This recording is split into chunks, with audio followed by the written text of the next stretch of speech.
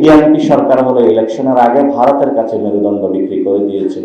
ভারতের সামনে হলো বিড়ালের মতন ম্যাও ম্যাও তারা করে, যে শুভেন্দু অধিকারী হলো একটা ঘুষখোর, চোর, বাটপার। এখন তো আমাদের পার্শ্ববর্তীতে একটা এসে পড়েছে নকল হিন্দু। তা আমরা যদি কৃষকদেরকে বাঁচাতে চাই, এই ক্লাইমেট চেঞ্জিং এর কারণে বাংলাদেশের সবকিছু ফেরত নিয়ে আসতে চাই, সরকার থেকে আমরা যথোপযুক্ত একটা অ্যাকশন প্ল্যান চাই, যে অ্যাকশন প্ল্যানটা সাউথ এশিয়ান স্ট্যাবিলিটির মধ্য দিয়ে যাবে। সাউথ এশিয়াকে খারিজ করে আপনি এই অ্যাকশন প্ল্যানটা বাস্তবায়ন করতে পারবেন না। এখন তো আমাদের পার্শ্ববর্তীতে একটা এসে পড়েছে নকল হিন্দু, শুভেন্দু অধিকারী।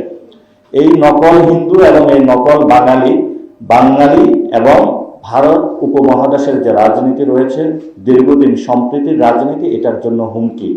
এই নকল হিন্দু তার শুধু ব্যবসা বুঝে কখনো মমতার দলে যায়, কখনো বিজেপির ছাতা ধরে। একটা সময়ে মোদী বিখ্যাত বক্তব্য দিয়েছিলেন যে শুভেন্দু অধিকারী হলো একটা ঘুষখোর, চোর, বাটপার, চিটার। উনি হলো তার দেখিয়েছিলেন, সেই ঘুষ নিয়ে সরাসরি ধরা খেয়েছিল।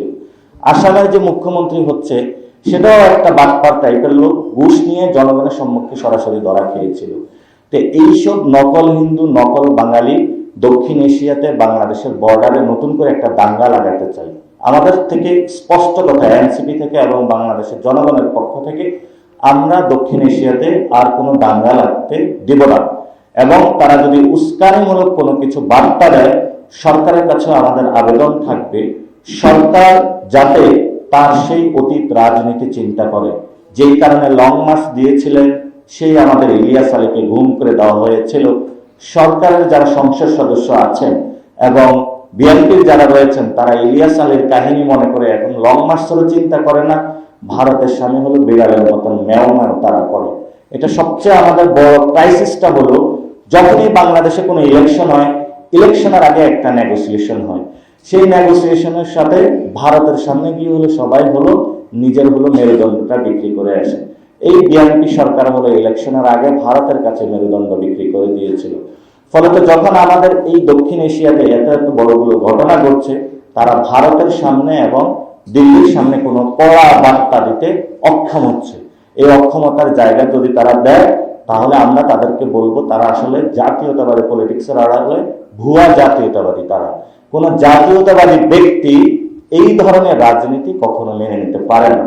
আর কৃষি ব্যবস্থায় নতুন একটা জায়গাটা আপনারা দেখেন, যে হলো আমাদের গরুর উৎপাদন। সীমান্তে গতকালকে আমি গিয়েছিলাম, সেখানে হলো যাওয়ার পথে হলো পুলিশ আমাকে ঢুকতে দিবে না। আরে ভাই, আমি তো বাংলাদেশের মধ্যে যেতে চাই। বাংলাদেশের মধ্যে যদি আমি যেতে না পারি, তাহলে এটা বাংলাদেশে যারা সরকার আছে তাদের জন্য একটি লজ্জার একটি বিষয়। তারা ভয় পায় যে সীমান্ত গেলে কোনো উত্তেজনা সৃষ্টি হবে। তো সীমান্তে আমি প্রান্তিক লেভেলে গিয়ে দেখলাম সেই মানুষগুলোর ফুড সেফটি নাই, তাদের যে কৃষি ব্যবস্থা সেটা নিরাপত্তা নেই। এবং বড় যে হত্যাকাণ্ডগুলো হয়ে থাকে, সেখানে আপনারা দেখবেন যে কৃষকের জমিতে সে গিয়ে চাষ করতে পারে না, ধান উৎপাদন করতে পারে না, পেঁয়াজ উৎপাদন করতে পারে না। বাংলাদেশের ভূমি, সেখানে উৎপাদন হলে কৃষক বঞ্চিত হচ্ছে।